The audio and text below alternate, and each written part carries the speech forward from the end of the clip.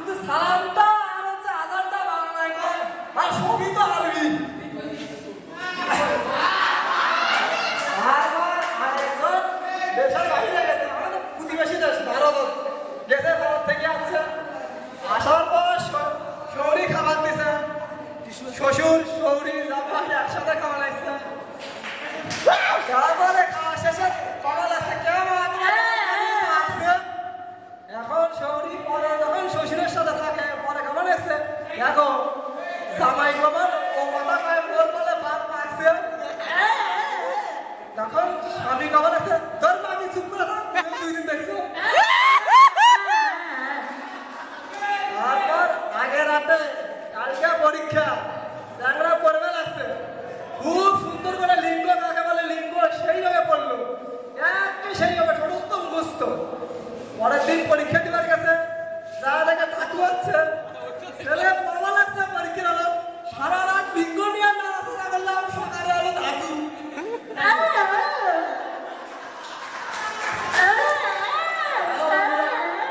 আমি একটা এইসব অশালীন যোগ অনেক শুনছো, ঠিক আছে? একটা শালীন যোগ শুনো, ঠিক আছে? একটু শালীনতা বজায় রাখার চেষ্টা করো, ঠিক আছে? শালীনতা। এই যে এত সুন্দর একটা স্কুল থেকে তোমরা পাশ করে গেছো, ভালো ভালো ইউনিভার্সিটিতে পড়তেছো, ঠিক আছে? এরকম অশালীন যোগ সব কি? শালীন যোগটা পড়ো, শালীন যোগ শোনো, শুনে মজা। শালীন যোগ, ঠিক আছে? তো এখন এক ছেলে বেশ ভালো পারফরমেন্স, তার বিএসসি তে রেজাল্ট ভালো, সবকিছুতে ভালো, first class pass Dhaka university থেকে। বিসিএস এ চাকরি পেতে গেছে, বিসিএস এর সবকিছুতে হায়ার মার্ক পাইছে। এখন হচ্ছে শুধু ভাইভাটা পার করলেই সে পাস, ভাইভাটা পার করলেই সে বিসিএস ক্যাডার হয়ে যাবে, ঠিক আছে? এখন বিসিএস এর তার কাছে টাকা চাইছে, ঠিক আছে?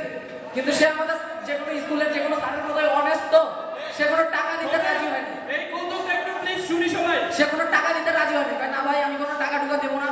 ঠিক ইউনুস স্যার যেমন বলছিল যে আমি হুন্ডার লাইসেন্স দেবো, কোনো টাকা দেবো না, স্যার হুন্ডা নিয়ে 2 বার পরে গেছিল, কিন্তু মনে আছে? কিন্তু এখন সে বলছে আমি কোনো টাকা দেবো না, আপনারা আমাকে কোশ্চেন ধরেন, পারলে বিসিএস দিয়ে, না পারলে দেওয়ার দরকার নেই। তখন বলছে ঠিক আছে ভাই, আপনাকে একটা ট্রান্সলেশন দেবো, সময় হচ্ছে 30 সেকেন্ড, আপনি যদি দিতে পারেন ট্রান্সলেশনের অ্যান্সার, তাহলে পরে আপনার চাকরি হবে, নাহলে হবে না। তারপরে বলছে কি ঠিক আছে, আপনাকে এখন একটাই কোশ্চেন করা হবে, যদি কোশ্চেনটার অ্যান্সার দিতে পারেন, ট্রান্সলেশন দিতে পারেন অ্যান্সার, তাহলে পরে আপনার চাকরি।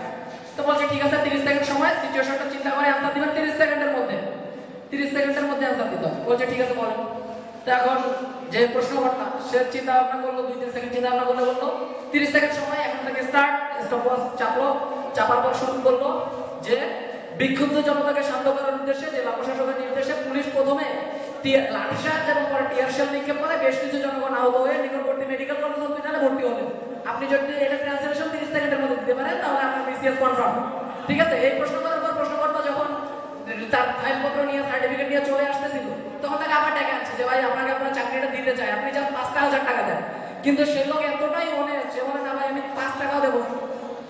তারপরে বলছে যে ঠিক আছে, তাহলে আপনাকে যদি আপনি টাকা দিতেন, তাহলে আপনাকে কি ধরনের প্রশ্ন করা হতো জানেন? যে এটা একটা কুকুর ট্রান্সলেশন করেন, যেহেতু আপনি টাকা দিলেন না সেহেতু আপনার কোনো চাকরি হবে না, ঠিক আছে?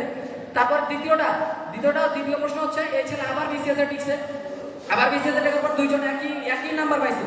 এখন 2 জনের মধ্যে একজনকে নিবে, একজন আগে থেকে টাকা দিয়েছে, সে কনফার্ম। তারপরে এখন প্রশ্নকর্তারা কি বলে যে 2 জনের মধ্যে একজনকে নিব, আপনাদেরকে একই টাইপের কোশ্চেন করা হবে, আপনারা যে অ্যান্সার দিতে পারবেন তাকে নেব, যে অ্যান্সার দিতে পারবেন না তাকে নেব। তাহলে পর্যায়ক্রমে 2 জন পাশাপাশি বসছে, একে দিয়ে শুরু করা হলে পরের বার একে দিয়ে প্রশ্ন শুরু করা হবে। তো যাকে নিবে তাকে বাম পাশে বসে, একে জিজ্ঞেস করছে যে হচ্ছে আপনার বাবার নাম কি, বলে দিচ্ছে, একেও জিজ্ঞেস করছে আপনার বাবার নাম কি, বাড়ি কই, ঠিক আছে? তারপরে প্রশ্নকর্তা হচ্ছে যাকে নিবে তাকে প্রশ্ন করার টার্ম আসছে, তাকে প্রশ্ন করছে যে আপনারা অনেক বইপত্র পড়ছেন, 1971 সালে মুক্তিযুদ্ধে কতজন লোক শহীদ হয়েছিল বলেন তো? সে বলছে 30 লাখ। আচ্ছা ভালো কথা, 30 লাখ। একে বলছে সে 30 লাখের নাম কথা কি, নাম কথা পারে না, আর চাকরি আর হয় না। এসব শালীন যোগ শুনে হাসা উচিত। মাঝখানে একটা যোগ বলে, সেটা হচ্ছে এছাড়া আমি ইংলিশ পরীক্ষায় ফেল করছি, বুঝছি? তো জাহিদ পাস করলো, আমরা একই বেঞ্চে 3 জন বসে আছি। ইউনুস স্যার আমাকে আর এসারকে দাঁড়া করে বলে কি, হ্যাঁ ফেল করলাম। তো এসার আর আমি দাঁড়াইছি, কি বলার, কিছু বলার নাই। স্যারকে বললাম যে করলাম স্যার, বুঝছিস?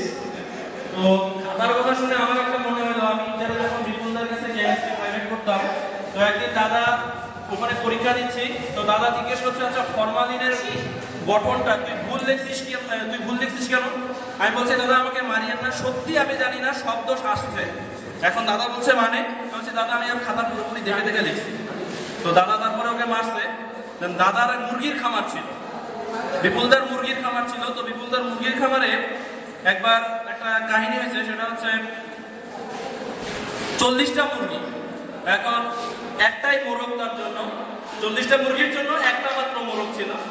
তো এখন যখন এই মোরগটা অনেক বুড়ো হয়ে যাওয়ার পরে বিপুলদা চিন্তা করছে আরেকটা নতুন মোরগ নিয়ে আসা দরকার।